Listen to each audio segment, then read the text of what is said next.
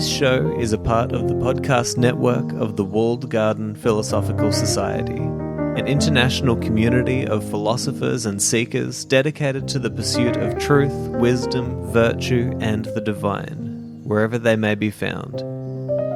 To find out more, go to thewalledgarden.com. Hey everybody, welcome to another episode of Soul Searching with Seneca. Now, in today's episode, I'm focusing on a brief passage in verse 8 of Seneca's 8th epistle. And I think that this one was important to pause a moment on because he's basically explaining the reasons behind why it is that he ends so many of his letters with quotes from Epicurus. Because you might think for a moment, well, hang on, Seneca was a Stoic, so why is it that he's taking so much from the Epicurean school? And I'll read you this quote because he explains exactly why, and I think that it's quite honorable that he does so. So he says the following, quote, "It is likely that you will ask me why it is that I quote so many of Epicurus's noble words instead of words taken from our own school. But is there really any reason why you should regard them as sayings of Epicurus and not common property? How many poets give forth ideas that have been uttered or may be uttered by philosophers? I need not touch upon the tragedians and our writers of national drama, for these last are also somewhat serious and stand halfway between comedy and tragedy. What a quantity of sagacious verses lie buried in the mime! How many of Publilius's lines are worthy of being spoken by buskin-clad actors, as well as by wearers of the slipper? I shall quote one verse of his, which concerns philosophy, and particularly the phrase of it which we were discussing a moment ago, wherein he says that the gifts of chance are not to be regarded as part of our possessions. He says, 'Still alien is whatever you have gained by coveting.' I recall that you yourself expressed this idea much more happily and concisely. You said, 'What chance has made yours is not really yours.' And third, spoken by you still more happily, shall not be omitted. The good that could be given can be removed." End quote. So there's so much good stuff in here, but there's a couple of ideas that I just really want to talk about. Firstly, I mean, you could definitely say that Seneca would be an absolute nightmare for a copyright lawyer these days, right? But there's this idea that he's expressing, which ideas are common property. You know, ideas, philosophy, wisdom, that is common property for everybody to use. And it doesn't matter where it comes from, right? What matters is what you do with it. I think that that's the key here. That what matters is truly what you do with it. There's another great idea that he expresses later on in that passage, which is what chance has made yours is not really yours. And that reminds me of this wonderful quote from Carl Jung, which goes something like, "Be very careful of unearned wisdom." Right? That right there is wisdom. If you want wisdom, that's wisdom. Pay attention to that. Be very careful of unearned wisdom. So Seneca is saying here that firstly, ideas are common property. It doesn't matter where you get them. You just need to find the good ideas, the best ideas that are actually going to make a difference in your life. But then once you have them, realize that they're not necessarily yours. They've come to you kind of by chance. And I think this is really, really fair.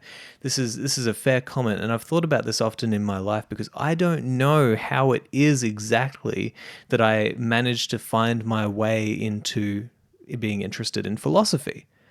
And if you think that it was all you and that you're the one who had the wisdom to do it and that you're so clever, look at you found your way into wisdom and philosophy, then you're going to be too hard and judgmental and harsh on other people who haven't yet found their way there. It's much more appropriate to think of it as something to be grateful for, that just by fortune or chance or whatever, you managed to maybe make a few right decisions, which, I mean, you should be grateful for that in the first place, but you've managed to find your way to philosophy and to thinking about these ideas. But once you've arrived here, once you've found these ideas that should be common property for everybody who could benefit, your job is to do something with them.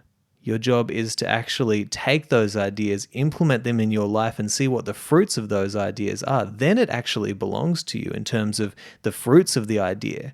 But before that, it doesn't belong to you. And just as easily as it has come to you, it could be taken away.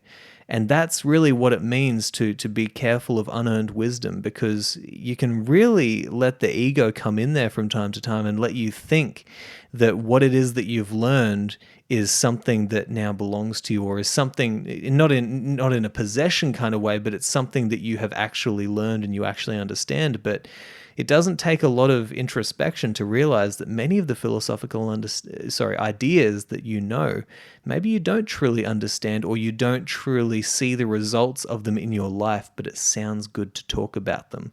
It sounds good to just be the mouth breather and, here's a good idea, there's a good idea. But what Seneca is saying here is it has to be something that you've actually earned. There's something that you earned when you have an idea. Be very careful of that unearned wisdom. It doesn't work. And this can kind of go back to the previous episode where we were talking about what it really means to practice philosophy, to be a slave to philosophy, because it's certainly not just reading about the Stoics and being able to recite the principles.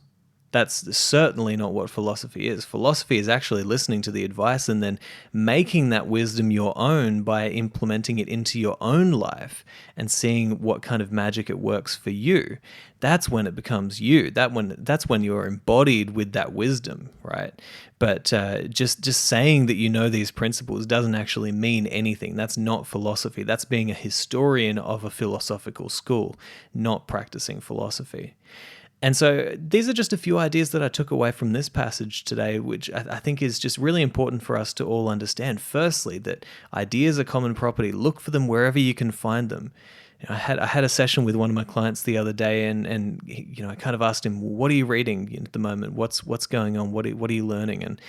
And he was kind of hesitant to tell me, because I think that he felt like I was going to judge him if it wasn't philosophy, right, that he was reading. But he was reading a book about a serial killer, and I thought, man, that is philosophy. If you're asking the right kinds of questions, if you're trying to learn about who you are while you're reading this book, and learn about what it can teach you about humanity, about how dark people can get, and when we're reading about other people, we're learning about ourselves simultaneously, and it's more about the questions that you're asking and less about the book that you're reading.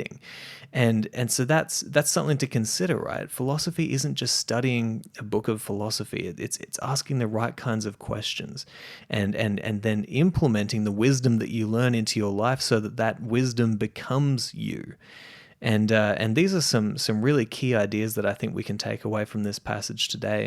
And it truly is wisdom. And take it away and see how you measure up in your own life.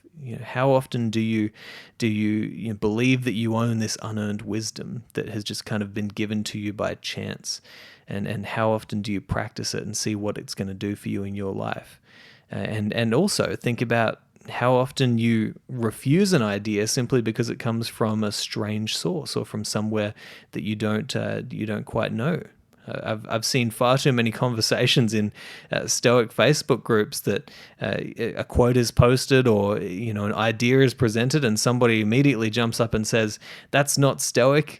that's not a Stoic idea." And you think, does it really matter?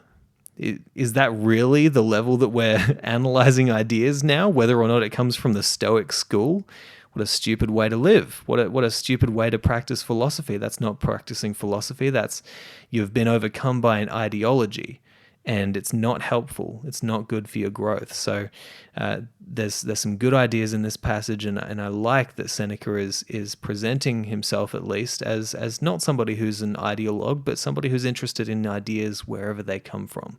And he's even more interested in what they mean to him when he implements them in his life. So take this away. I hope you've enjoyed this episode, and I will talk to you next time.